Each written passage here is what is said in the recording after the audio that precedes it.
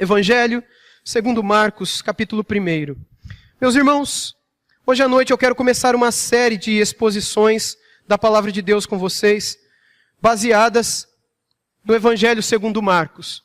Eu fiz isso várias vezes no passado e começo hoje à noite mais uma delas. Já expus o Evangelho de Lucas todos, o livro de Atos dos Apóstolos, Apocalipse inteirinho 2 vezes, o livro de Ageu, o livro de Salmos inteirinhos, levamos 5 anos fazendo isso, e outros livros da Palavra de Deus, livros menores e livros maiores. E nessas devocionais que eu gravo aos irmãos, que são pequenas pregações, eu tenho chamado de breves exposições devocionais, ou breves pregações, que duram ali seus 10, 12, 8 minutos, e que eu falo diariamente, mas aí depois vem sempre um outro que me cobra, pastor, não é todo dia assim, né? Tem um dia ou outro que o senhor fala, eu tenho consciência, realmente tem dias que eu não consigo. Mas a minha ideia é poder diariamente trazer uma mensagem aos irmãos, e eu já consegui fazer isso em todo o livro de Provérbios, todo o livro de Eclesiastes, todo o livro de Tiago e vários outros livros da Bíblia, e estamos na metade do livro de Salmos, não é? Quase na metade. Estamos no Salmo 65, amanhã, se Deus quiser, ou terça, Deus o sabe, nós iremos para o Salmo 66. E se você deseja receber essas devocionais, você me peça para te incluir no grupo do WhatsApp. É um grupo só de devocionais, não é grupo para colocar fotinha, mensagem política, estão doando coisas aqui, estão fazendo exame ali. É só para receber devocionais. Tem os outros grupos que aí você põe o que você quiser. Põe bom dia, fala do Corinthians que ganhou e eu não vou ficar triste. Você pode fazer o que você quiser, mas esse grupo devocional é só para eu compartilhar com todos aqueles que quiserem. E eu fico muito feliz ao saber que muitos irmãos compartilham isso com outros grupos, não é? E saber que isso tem chegado tão longe. Se você tiver interesse, me fale depois que eu te incluo nesse grupo. O meu chamado, meus irmãos, principal é para expor a palavra de Deus. É isso que eu mais amo fazer. É isso que eu mais me alegro em fazer. É poder pegar o texto bíblico e ser escravo dele, ser servo dele. É poder caminhar passo a passo, verso a verso, para que a própria palavra tenha algo a nos dizer. Existem muitas outras formas de se pregar e de se trazer estudos. Como, por exemplo, pregações temáticas nas quais o pregador escolhe o tema do dia. E isso é tentador para a gente, porque se eu sei que a necessidade no domingo que vem é falar de, sei lá, um pecado determinado, eu vou falar. Aí eu soube que uma família brigou com outra família. Aí eu vou querer trazer uma mensagem direcionada. Vocês estão entendendo? Sabe aquele tipo de pregação que você vai e o pregador parece que ele ficou sabendo, ele está atacando um ao outro? Direcionando com base naquilo que está acontecendo? Quando eu me disponho a expor um livro, eu não tenho como fazer isso. Porque hoje à noite eu vou pregar um texto. No domingo que vem é a sequência. Por mais que eu queira pregar outra coisa, eu me torno escravo do texto. De modo que o Deus quiser que eu fale no domingo que vem, eu vou falar porque eu vou ter que ficar no texto bíblico. É isso que nós chamamos de exposição bíblica, na qual nós expomos verso a verso, mastigamos o texto bíblico. Esse é o meu modo de pregar. Essa é a maneira correta que eu entendo que a palavra de Deus tenha de ser ensinada. E hoje à noite, então, eu começo com vocês a exposição do Evangelho segundo Marcos. E nesse Evangelho eu gostaria de ler hoje apenas o verso 1. No domingo que vem, permitindo Deus, eu vou do verso 2 ao 6. Mas hoje apenas o verso 1. E antes da gente ler o texto, eu gostaria que você pensasse comigo na seguinte questão. Olha para mim aqui, antes de lermos o texto. Qual é a melhor notícia que você já ouviu na sua vida? Não precisa responder, mas pensa, para pensar. Todos nós, em algum momento, recebemos uma notícia que trouxe muita alegria para o nosso coração. E a gente lembra até hoje. Não é? Por exemplo, quando a esposa ficou grávida. Aliás, a Marcela está grávida, né? Levanta sua mão, Marcela. Ela hoje, ela e o Júnior, seu marido, está ali do lado dela, compartilhou que ela está com 10 semanas. Não sei nem se eu podia falar, mas agora já era. E depois vocês orem pela vida dela e ficamos muito felizes, não é? Por essa herança do Senhor. Marcela é aqui de nossa igreja. E, meus irmãos, qual é a melhor notícia? É quando sua esposa ficou grávida? É quando você passou no vestibular? Ou quando você conseguiu seu primeiro emprego? Ou quando teu pai falou, vou te dar aquele videogame? Qual foi a melhor notícia que você recebeu na sua vida? É aquela notícia que veio como um sim, daquela moça que você queria namorar e você tinha certeza que ela ia dizer não? Aquele sim foi a notícia mais que você não esquece, não é? Qual foi a melhor notícia que você ouviu na tua vida? Foi quando o Palmeiras, que é uma coisa raríssima de acontecer, foi campeão, né? É uma notícia que deixa os palmeirenses pulando de alegria, porque é uma coisa que é uma vez na vida e outra na morte, não é verdade? Qual foi a melhor notícia que você já recebeu na tua vida? Meus irmãos, todos nós recebemos notícias o tempo todo. E algumas delas são tristes, como por exemplo quando a gente sabe de atentados ou de desastres naturais, ou quando a gente recebe a notícia de um parente que faleceu, a gente fica muito triste. Ou quando a gente tem de dar a notícia, eu me lembro quando a mãe da minha esposa faleceu de câncer há alguns anos atrás, e a família pediu para que eu contasse para o meu sogro, o pai da Rosana, e eu tinha que dar uma notícia. E foi muito difícil chegar para aquele senhor e dizer a ele que a esposa dele havia acabado de falecer. E essa não foi a primeira vez que eu tive de dar uma notícia assim para uma pessoa. Como pastor, a gente acaba tendo de lidar com isso e fazer isso muitas vezes. Dar notícias tristes é muito difícil. E recebê-las é mais difícil ainda. E é inesquecível. Mas quando nós recebemos notícias felizes, elas também são inesquecíveis. E há algumas que são mais inesquecíveis do que outras. E se uma notícia pudesse permanecer para sempre em nossa mente, ecoando de um modo feliz, isso seria espetacular. Mas a verdade é que essas alegrias vêm e vão embora. Quando a gente fica sabendo, por exemplo, passei no vestibular, ou fui admitido naquela empresa, ou aquele pedido que eu fiz de aumentar o meu salário, triplicar o meu salário, aí você fica feliz da vida. Ou vocês estão tentando aí ter um filho e não dá certo, depois de muitos anos, o filho vem, nossa, que alegria, que bênção. Ou você está lutando com uma doença, você está lutando com a doença, e aí de repente você fica curado, que alegria. Ou alguma tragédia que acontece na sua vida, com um relacionamento desfeito, e de repente a coisa se restaura, que bênção. A nossa vida é cheia de alegrias, mas essas alegrias, depois de um tempo, a gente esquece. Não é verdade? A gente esquece. Por exemplo, o rapaz que passou no vestibular, ele ficou tão feliz, mas a hora que ele está fazendo o curso, ele não vê a hora de entrar na faculdade, ele entra e não vê a hora de sair da faculdade. Não é? E assim, aí você tem um filho, você fica tão feliz, aí depois aquela alegria se torna dor de cabeça, porque você está criando um filho à tua imagem e semelhança, que é pecador que nem você, não é? É de Deus também, mas lá em Gênesis capítulo 4, fala que também é a nossa imagem, por causa do nosso pecado. E como a gente desobedece, as criancinhas vão desobedecer também. E aí aquela alegria se transforma em alguma coisa que traz preocupação pra gente. Tristeza às vezes. Um casamento, uma coisa tão feliz, tão legal. Mas a gente sabe que um casamento não é feito só de alegrias. E que haverá os percalços no meio do caminho. Notícias vêm e vão. E como seria bom se algumas notícias pudessem ficar ecoando alegremente na nossa memória.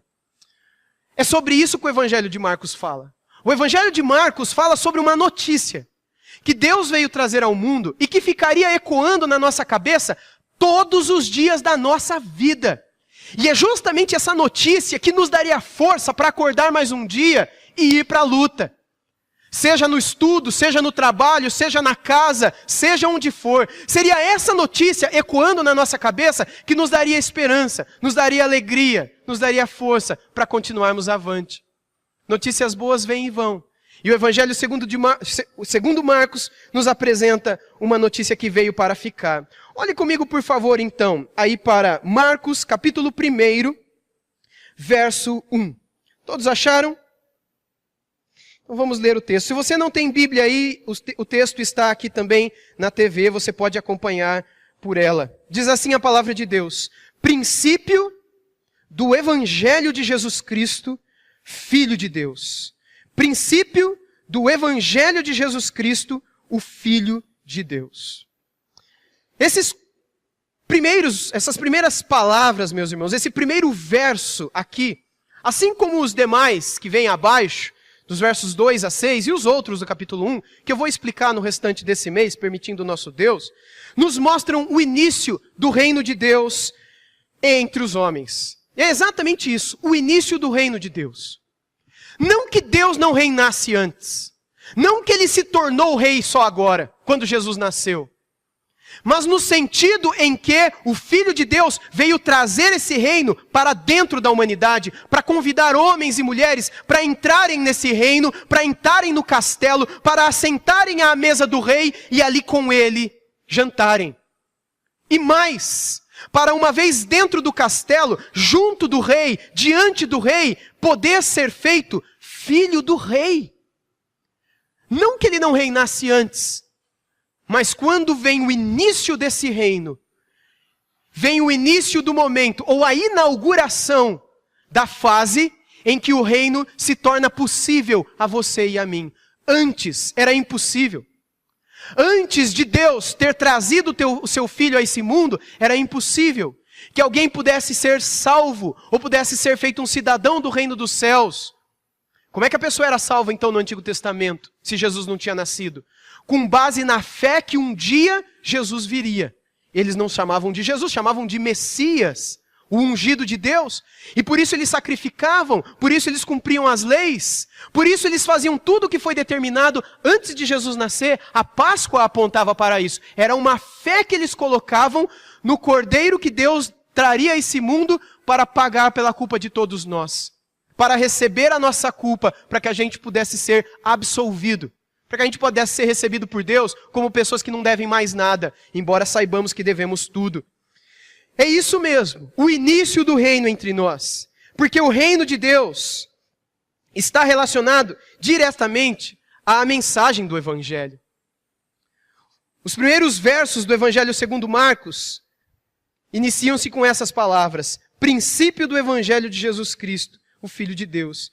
E eu quero hoje à noite entender com vocês, de um modo especial, o que é Evangelho. Para que a gente compreenda um pouco mais do que ele está dizendo aqui. Nos últimos domingos a gente fez uma série de estudos sobre o que é o Evangelho. E a série não acabou. Eu apenas coloquei ela na escola dominical.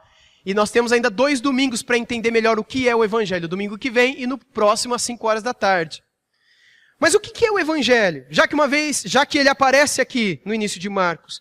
Se o Evangelho possui um princípio, porque ele fala aqui, princípio do Evangelho de Marcos, é necessário que a gente compreenda em que sentido é esse início.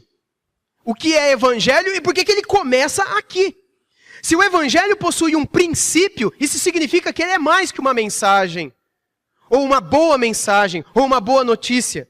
Esse princípio está associado a uma obra, e não somente a uma história. Não é só algo que a gente conta. O Evangelho é uma obra. O Evangelho tem a ver com uma pessoa. E tem a ver com muitas vidas que podem ser transformadas por meio dessa pessoa e da mensagem, da notícia que ele veio contar ao mundo. A história que ele conta para nós, a história do Evangelho, ela é moldada pela obra, a qual é moldada pela notícia. Então, se o Evangelho é uma notícia, qual que é o conteúdo dessa notícia? Qual que é o conteúdo do Evangelho? Se saindo daqui hoje à noite perguntassem para você, onde é que você passou hoje à noite? Você falasse, eu estava numa igreja evangélica. Nossa, evangélica, de onde vem essa palavra? Ah, não sei lá, deve vir de evangelho. Aí a pessoa pergunta para você, o que é evangelho? O que você responderia para essa pessoa? As pessoas poderiam responder, não, evangelho é a palavra de Deus, evangelho é o amor de Deus, evangelho é boa nova. Mas tá, por que ela é boa? E por que ela é nova? O que você diria? Quando Marcos ele começa com essas palavras, é para que a gente compreenda, de fato, o que é isso. Deus deseja que a gente conheça o Evangelho, porque o Evangelho é a única notícia que pode mudar a tua vida. Pelo menos é assim que nós, no cristianismo acreditamos. É nisso que há 2000 anos a Igreja de Jesus Cristo na Terra crê e prega. Aquilo que desde o início Jesus pregava dizendo, se você crer no Evangelho, você será salvo. E que Pedro, Paulo e todos os demais apóstolos também pregaram, crê no Evangelho e será salvo, você e sua casa. Se você crê no Evangelho, for batizado, você será salvo. Todas as vezes o Evangelho é colocado, porque o Evangelho é a mensagem que pode mudar a sua vida. Paulo, quando escreveu aos cidadãos de Roma, na época do imperador Nero, quando Cláudio morreu, e aí os judeus voltaram para Roma no final do 1º século do cristianismo, 1º século depois de Cristo, século I, não é? Depois de Cristo. Quando os judeus voltam a Roma, no final do reinado do imperador Cláudio, e aí Nero sobe ao trono, Paulo escreve uma mensagem, uma cartinha, para os cristãos que moravam lá na cidade de Roma. E nessa cartinha, Paulo começa dizendo, vocês precisam conhecer o Evangelho. Sabe por quê? Porque o evangelho é o poder de Deus para a salvação de todo aquele que crê. Seja judeu, seja grego, seja quem for, seja gentil, ele coloca lá, ou seja, estrangeiro. Não há outro poder, não há outro meio. Não é igreja que é meio. Não é pastor que é meio. Não é padre, não é líder religioso que é meio. Não é homem, por mais santo que tenha sido na história, que é meio, que é intermediário, que é mediador. Porque não há, gente, na Bíblia, mediadores outros. Só há um mediador entre Deus e os homens. Embora nós, homens, tenhamos feito de muitas pessoas mediadoras entre nós e Deus. Nós no cristianismo, nas mais diferentes tradições cristãs que existem por aí, criamos isso. Entre os evangélicos tem isso, entre os católicos tem isso, entre os espíritas que se consideram cristãos também tem isso. A figura de uma pessoa que você tem que chegar nela e ela vai te levar para Deus. Um intermediador, um mediador, uma pontífice, um pontífice, alguém que te leve. Mas meus irmãos, por mais tentador que isso seja para mim, como líder religioso, como pastor, eu jamais posso me fazer de tal. E jamais vocês podem fazer de mim tal pessoa. Porque isso é errado, segundo o Evangelho. O Evangelho fala de um homem, uma mensagem, um mediador, um pontífice, um intermediário, um só, Jesus Cristo. Sem Ele não há meio, não há caminho, não há forma. E todos nós que quisermos chegar ao Pai, precisamos estar nele. Ele disse, eu sou o caminho, eu sou a verdade e a vida, e ninguém vem ao Pai se não for por mim. Paulo, escrevendo ao jovem Timóteo, diz, só existe um mediador entre Deus e os homens, a saber, Jesus Cristo, o homem. E há tantos outros textos. Pedro disse no livro de Atos dos Apóstolos, que Jesus Cristo é a única esperança que há para o ser humano. Não existe ninguém que possa ser esperança, por mais que e eu ando por aí pregando, às vezes viajando em missão, eu passo em alguns lugares em que eu vejo pessoas depositando esperança em outras pessoas. Seja na religião, seja na política, seja no diabo A4.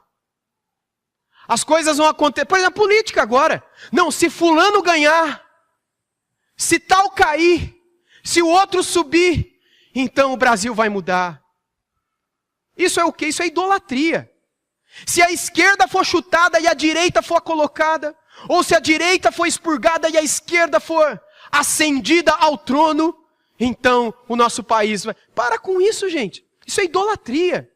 A nossa esperança não está em homens. A nossa fé não está em políticos, não está em santos, não está em pastores, não está em líderes religiosos, vivos ou mortos. A nossa esperança, como a gente cantou hoje à noite, está em Cristo Jesus. O Evangelho começa com isso. Se você tem outra esperança na tua vida, você não sabe o que é a mensagem do Evangelho, você nunca ouviu essa notícia. Porque essa é uma notícia libertadora.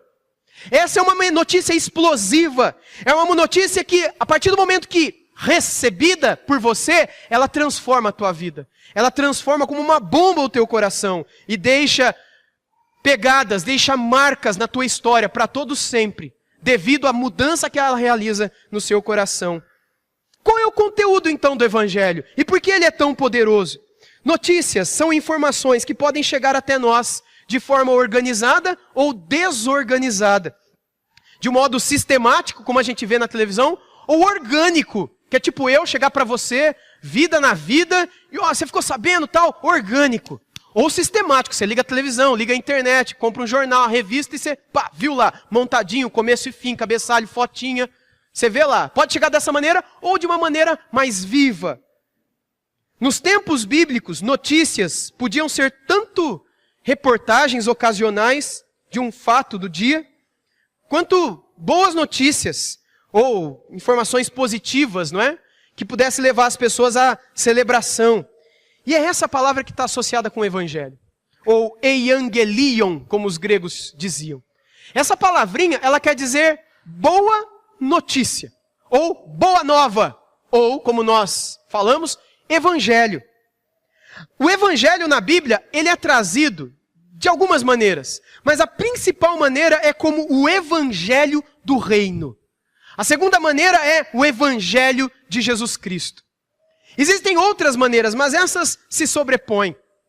Quando a Bíblia fala do evangelho do reino, ele está querendo mostrar a boa notícia de uma nova esfera de domínio que está sendo inaugurada entre os homens e que Jesus Cristo, Filho de Deus, é o rei deste reino.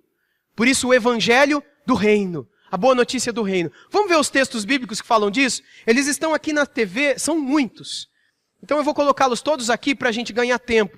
Se você quiser anotar ou quiser receber, eu posso mandar isso tudo pelo WhatsApp para você depois, ou posso imprimir do jeito que você quiser.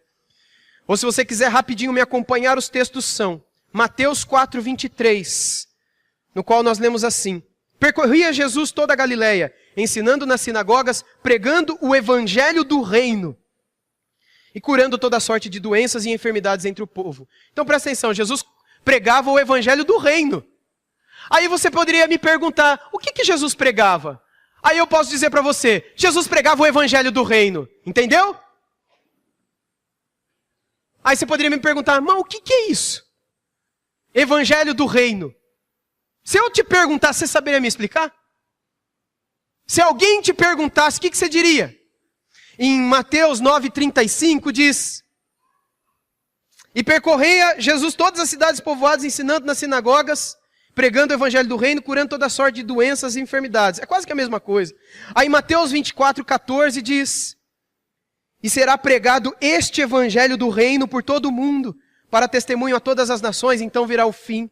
Em Lucas 4:43 diz: Ele, porém, lhes disse: É necessário que eu anuncie o evangelho do reino de Deus também a outras cidades, pois para isso eu fui enviado. Olha Jesus dizendo, eu fui enviado a esse mundo para pregar o evangelho do reino. Então a gente tem que saber o que é o evangelho do reino, porque ele só veio aqui para falar disso. Se você não sabe o que é isso, não faz diferença para você a vinda de Jesus. Porque Jesus não salva ninguém por misticismo. Tipo, não, eu acredito. Mas acredita no que se você não conhece? Não, eu acredito. Tem muita gente que diz, não, eu acredito em Deus. Acredito em Jesus. Eu disse isso ontem para os adolescentes, eu dei um estudo para os adolescentes ontem, à noite. E eu dizia para eles, olha, esse negócio de eu acredito, todo mundo acredita. Ontem à noite os jovens da nossa igreja foram na Fundação Casa, na FEBEM, não é? Aliás, quantos jovens aqui foram lá? Alguns aí, não é? Ah, Cláudio. É um jovem há muito tempo, né, Cláudio? Que nem eu, a gente é jovem há mais tempo que eles. E lá na Fundação Casa, eu já fui várias vezes pregar lá. E se você chega na Fundação Casa e pergunta, lá na FEBEM, eu falando para os adolescentes, lá é uma cadeia de adolescentes. E perguntar lá, quantos aqui creem em Deus? O que vai acontecer? Mas tu não vai levantar a mão. Se a gente saísse hoje à noite, fosse para qualquer boteco aqui da vila, e perguntasse, quem aqui acredita em Deus? Gente, eles iam abrir um sorrisão e ia levantar a mão. Ou não? E aí a gente abre a Bíblia, e a gente lê no livro de Tiago, o Senhor Deus dizer que até quem acredita? Até o diabo acredita. Então você dizer que você acredita em Deus não muda nada. Porque se até o diabo acredita e vai para o inferno, pensa. Não é acreditar que muda algo em sua vida. Você pode acreditar que a Dilma Rousseff existe. Ou pode acreditar que o Michel Temer existe. Agora, isso muda alguma coisa na tua vida? Muda alguma coisa na tua vida? Eu poderia perguntar aqui, bom, a gente sabe que a Dilma e o Michel existem. Mas alguém aqui já viu eles? Já apertou a mão dele? Eu nunca vi o Michel nem a Dilma na minha frente. Alguém aqui já viu? Aí uma pessoa, o Tiago viu. Só ele é o privilegiado entre nós aqui. Aí também o... Você também viu, Fernando? Mas o resto aqui ninguém viu. Será que eles existem mesmo, gente? Só eles dois viram, a gente confia neles. Você nunca viu, mas você acredita que eles existem. Porque você vê notícias, sim ou não. Você acredita por causa da notícia, porque se não fosse notícia, você saberia que esses cidadãos existem? Você saberia? Você não saberia, como eu não saberia. Então, conhecer de notícia é uma coisa, conhecer de relacionamento é outra. Ou o conhecer meu com a minha esposa e meus filhos é igual ao conhecer que eu tenho do Michel e da Dilma? O conhecimento que eu tenho da Dilma é um, o conhecimento que eu tenho da Rosana, minha esposa, é outro. Porque a Rosana eu conheço intimamente, ela é minha esposa, como conheço os meus filhos intimamente. São meus filhos, eu me relaciono com eles, falo com eles todos os dias. Isso é conhecer. Agora eu conheço a Dilma, eu conheço o Michel, eu conheço de ouvir falar. Tem muita gente que acredita em Deus dessa maneira. Tem muita gente que conhece a Deus dessa maneira. Ouviu falar, ouviu uma notícia, viu uma fotografia de uma imagem, obviamente, porque de Deus nunca, né, nem de Jesus. Mas viu uma pintura, viu uma representação e fala, não, eu acredito naquilo lá. Eu acredito. Mas você conhece aquele a quem você acredita? Você fala com ele todo dia? Você tem intimidade? Você se relaciona? Você ama a ele como se ele fosse o maior amor da sua vida?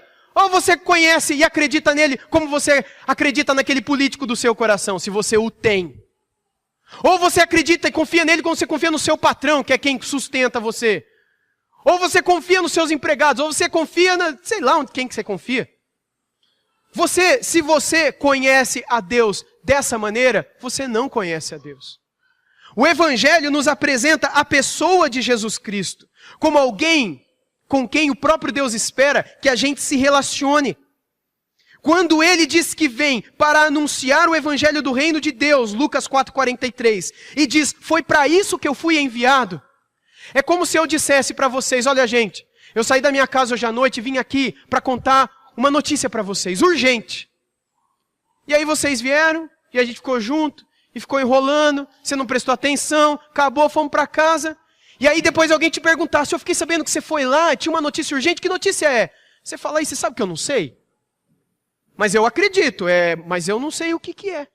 É a mesma coisa que você falar que é cristão e não saber o que é o Evangelho. Como é que você pode dizer que acredita em Jesus e você não sabe qual é a mensagem do Evangelho do Reino de Deus? E eu ouso dizer aqui que 90% dos cristãos não sabem. A grande maioria dos cristãos não sabe o que é que Jesus Cristo veio fazer nesse raio de terra. O que ele veio sujar os pés dele, tão limpos e santos, nesse mundo encardido, imoral e sujo, ética moralmente falando. Eu não sei. Mas quando nós o conhecemos, irmãos, tudo faz sentido. Quando nós compreendemos a mensagem desse Evangelho, ela invade o nosso coração e ela transforma. Um outro texto em Lucas 8 diz assim, aconteceu depois disto que andava Jesus de cidade em cidade, de aldeia em aldeia, pregando e anunciando o Evangelho do Reino de Deus. E os 12 iam com ele. E lá em Lucas 16 diz, a lei e os profetas vigoraram até João, está falando de João Batista. Desde esse tempo vem sendo anunciado o quê?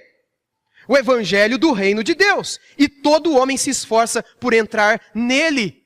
Entrar nele quem? O Reino de Deus. Mas só entra no Reino de Deus aqueles que ouvem esse Evangelho, essa notícia, e nela acredita.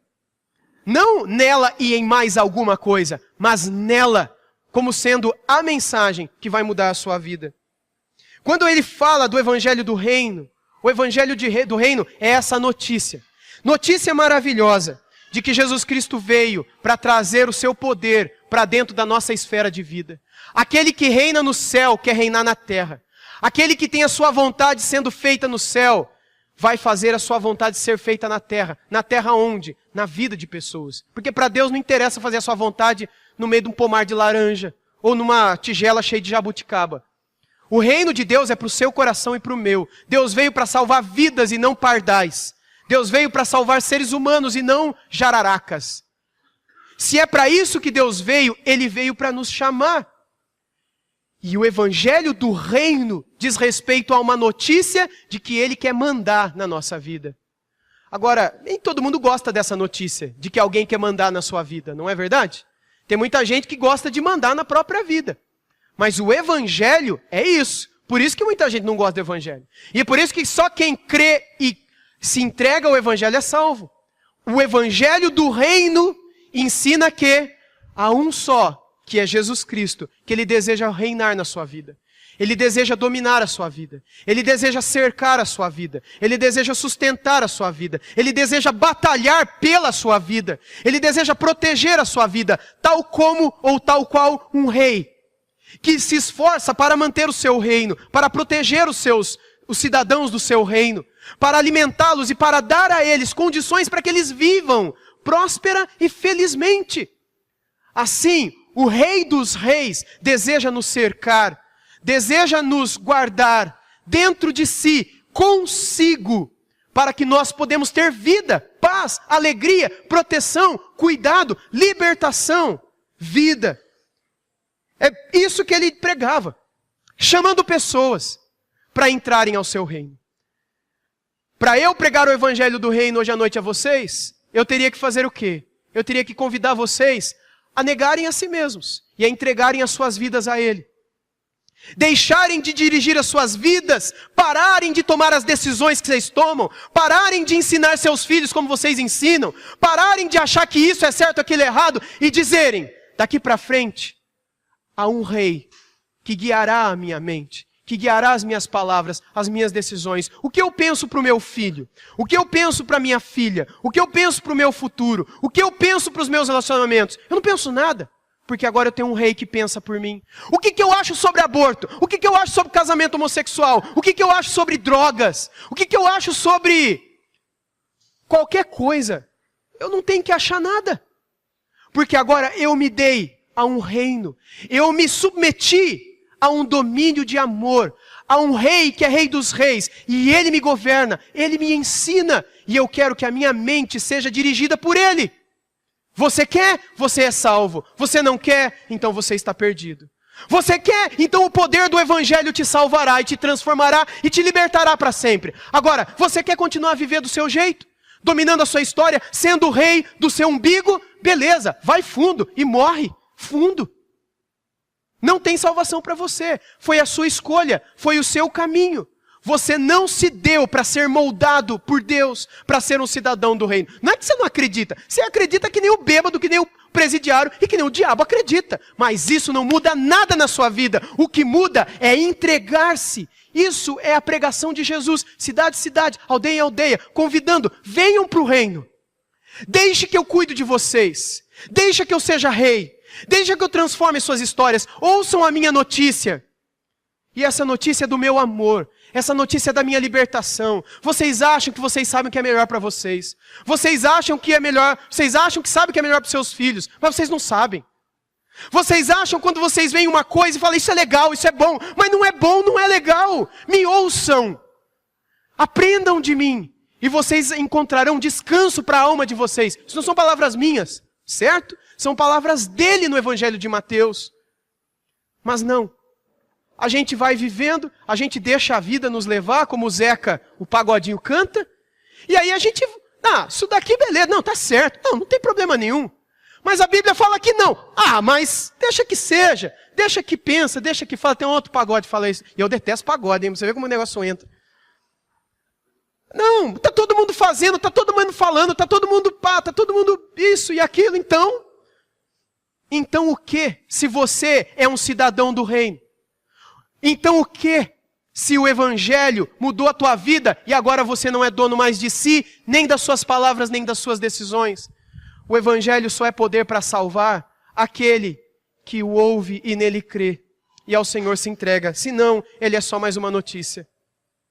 Por outro lado, Jesus e a Bíblia fala sobre o evangelho de Jesus. Eu quero ler os 3 textos que falam disso. Os principais estão em Marcos 1:1, princípio do evangelho de Jesus, no evangelho do reino. Atos 11:20, que diz, alguns deles, porém, que eram de Chipre e de Cirene e que foram até Antioquia, falavam também aos gregos, anunciando-lhes o evangelho do Senhor Jesus. Em 2 Tessalonicenses 1:8 diz, em chama de fogo, tomando vingança contra os que não conhecem a Deus e contra os que não obedecem ao evangelho de nosso Senhor Jesus. O que é o evangelho de Jesus? O evangelho de Jesus é o evangelho do reino. É o evangelho que Jesus pregava. É a boa notícia de que Jesus está inaugurando um reino entre os homens e o domínio sobre a terra e que o meio de salvação para aqueles que desejam ser cidadãos do seu reino se dá através do arrependimento dos seus pecados. Daquilo que Deus chama de pecado. Você reconhecer, se arrepender e pedir perdão. E depois, da fé. Você confiar, acreditar na morte e na ressurreição de Jesus Cristo. E acreditar que na cruz ele estava pagando pela sua culpa. Ele estava sendo punido pelos seus erros. Você deveria ser punido. Eu deveria ser punido. Mas nós não podíamos. Então ele foi punido no nosso lugar. Nós merecíamos, mas não suportaríamos. Então ele deu as costas, ele deu a vida para sofrer em nosso lugar, para que a gente pudesse ser perdoado. O evangelho é apresentado de muitas outras formas no Novo Testamento. Às vezes ele é dito de meu evangelho, Paulo, Pedro, João, Tiago chamam dessa maneira. O evangelho de Deus. Em outros lugares ele é apresentado como o evangelho da graça de Deus e outras formas. A ideia é sempre a mesma. Sempre a mesma. Trata-se de algo que leva os ouvintes à alegria, os ouvintes à euforia. A mensagem do evangelho, a ideia por trás do evangelho é essa. Uma mensagem de vitória, uma mensagem de libertação. Eu quero já, indo para o encerramento, dizer para vocês onde nasceu a palavra evangelho. O evangelho parece uma palavra religiosa, né? Porque a gente nunca ouviu essa palavra fora do contexto religioso, ouviu? Se a gente não vê no Jornal Nacional, ou na Globo News, ou no Jornal da Record, o SBT, temos um evangelho, ou seja, uma boa notícia. Parece que é uma palavra só religiosa. Mas ela não nasceu no contexto religioso. Ela nasceu no contexto grego, no contexto dos militares. Quando eles saíam para a batalha, e aí então voltavam para contar a notícia, vencemos. Uma das histórias mais famosas é a história de Fidípides, ou Filípides, ninguém sabe, eu acho que era Fidípides, pela língua lá, mas enfim, que era um soldado, né? Parece Filípides, né? É um soldado de Atenas, meus irmãos. Esse rapaz, ele saiu com outro grupo de soldados de Atenas, na Grécia, para batalhar contra os persas, numa região ao norte da cidade de Atenas. Os persas queriam invadir o Império Macedônico naquela época. E um exército pequenino do sul da Macedônia, de então, atual Grécia, não é? De Atenas, eles subiram à fronteira do norte para tentar proteger o seu reino. Mas eles sabiam que o exército persa era muito maior do que deles. Então os soldados disseram o seguinte para suas esposas: a gente está indo, mas a gente não sabe se vai voltar. Eles são, 10 vezes mais em número do que a gente. Então é o seguinte, a gente leva tantos dias para chegar lá, eles também. Se a gente perder, pode contar que daqui mais ou menos uns 3, 4 dias, eles vão chegar aqui, vão invadir a cidade e vão fazer de vocês todas escravas, vão matar pessoas, vai ser uma tragédia. Então o que vocês vão fazer? Presta atenção. Se em 3, 4 dias a gente não voltar ou não mandar notícia, vocês botem fogo na cidade e fujam para as montanhas. E fiquem lá. E lá reconstruam a vida de vocês. Mas se a gente voltar, então a gente vai voltar com uma boa notícia. Aí foram. E começaram a batalha. Muita gente morreu, de um lado e do outro, mas por fim, os atenienses venceram os persas. E aí então Filípides, ou Fidípides, esse soldado ateniense, ele foi incumbido de voltar para Atenas, para contar a notícia. Porque faltava mais ou menos 3 horas para o tempo em que as mulheres iam botar fogo na cidade. Mas ele tinha 40 quilômetros para chegar até lá.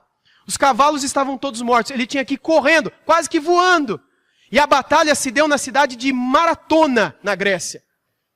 E aí então, quando ele sai de Maratona, na Grécia, onde aconteceu a batalha, e corre para Atenas, ele chega em pouco mais, entre 2 e 3 horas, e ali ele conta para as mulheres: vencemos. E sabe o que acontece depois que ele diz isso? Ele cai e morre. Exausto, porque ele foi tão rápido e tão eufórico, com medo de as mulheres botarem fogo na cidade, que ele chegou lá e morreu. E ele salvou a cidade. Depois chegou todos os soldados e souberam da tragédia do soldado que morreu. E alguns anos depois iniciaram alguns jogos que vieram se tornar os Jogos Olímpicos até os nossos dias. E o primeiro jogo de todos os Jogos Olímpicos de todos os tempos, que foi justamente a corrida de maratona. Que é essa recordação dessa vitória. Você sabe como é que era o nome da mensagem que o Filípides entregou para as mulheres em Atenas? Evangelho. Porque aquela notícia, quando chegou para aquelas mulheres, era uma notícia que ficaria ecoando na memória delas por muito tempo. Mensagem de vitória, mensagem de libertação, mensagem de alegria, mensagem de futuro, mensagem de esperança. Numa situação em que elas estavam em desespero, desesperança, tristeza, vazio, perigo. O evangelho chegou para elas como uma mensagem libertadora. Aí, quando Jesus nasce, alguns séculos depois, ele diz: olha, eu tenho um evangelho para dar para vocês. Ele pega a palavrinha lá do Filípides, dos gregos. Então, se o Senhor tem um evangelho, o Senhor deve ser algum guerreiro, algum libertador, algum rei. E o Senhor veio para nos libertar de alguma coisa? E o Senhor veio para mudar a nossa vida, nos proteger, nos sustentar? Sim, eu tenho um evangelho do meu reino, um evangelho da salvação de vocês. E aquele que o recebe, esse será salvo, esse será feliz. Meus irmãos, em resumo, isso é o evangelho de nosso Senhor Jesus Cristo. Quando nós lemos Marcos 1:1, então, princípio do evangelho de Jesus Cristo, Filho de Deus, Marcos nos diz, nesse pequenino trecho, que ele vai tratar da melhor notícia que esse mundo já recebeu. É o último slide aí. A melhor notícia que o mundo já recebeu, a notícia urgente. É como se Marcos quisesse dizer, ouçam-me, parem tudo o que vocês estão fazendo. Sentem-se para ouvir essa história, porque ela vai mudar a vida de vocês para sempre. Será a melhor notícia que o mundo já recebeu. E essa é a melhor notícia que você também pode receber na sua vida. Eu espero, com a graça de Deus, poder compartilhar com vocês e a vocês tudo o que Jesus ensinou e que está registrado no Evangelho de Marcos nos próximos domingos. Eu conto com a sua presença aqui e com a sua oração pela minha vida. E também conto com a sua oração pela sua vida, para que Deus abra o seu coração para você ouvir o que Ele tem a te falar. Algumas vezes essa palavra virá com grande paz. Algumas vezes ela virá como um incômodo gigantesco, porque ela mostrará áreas da sua vida que precisam ser mudadas, transformadas. Mas a boa notícia, ela vem justamente com esse propósito. Que Deus possa nos mudar, nos transformar, e que essa notícia possa entrar em nosso coração e explodir dentro de nós, trazendo vida e esperança e alegria. Sem ela, meus irmãos e minhas irmãs, nós estamos perdidos. Mas com o Evangelho, nós encontramos o caminho de volta para casa, o caminho de volta para o castelo, o caminho de volta para a mesa do rei, que lá na frente a gente vai descobrir é o nosso Criador. É aquele que nos criou, é aquele que nos amou, aquele de quem um dia nós fugimos, e agora Ele vem e nos chama, volta para casa, volta para mim, por meio de uma notícia maravilhosa. Que o Evangelho, o poder de Deus para salvar, possa também ecoar no fundo do nosso coração. Amém? Vamos orar ao Senhor.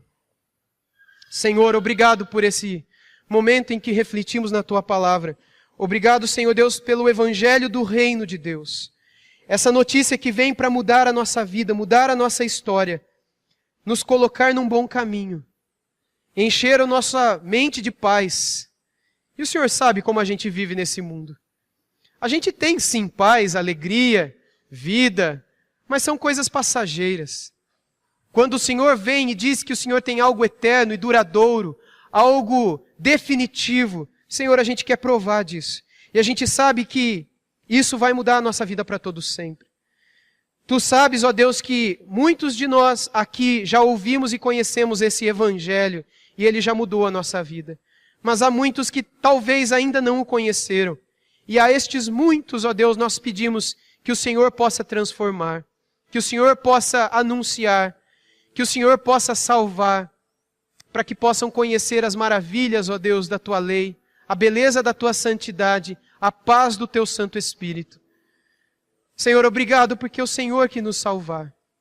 E obrigado porque o Senhor decidiu vir a esse mundo para nos chamar de volta ao lar. Nós queremos Te agradecer no nome dEle, o nosso Salvador e Senhor Jesus Cristo. Amém.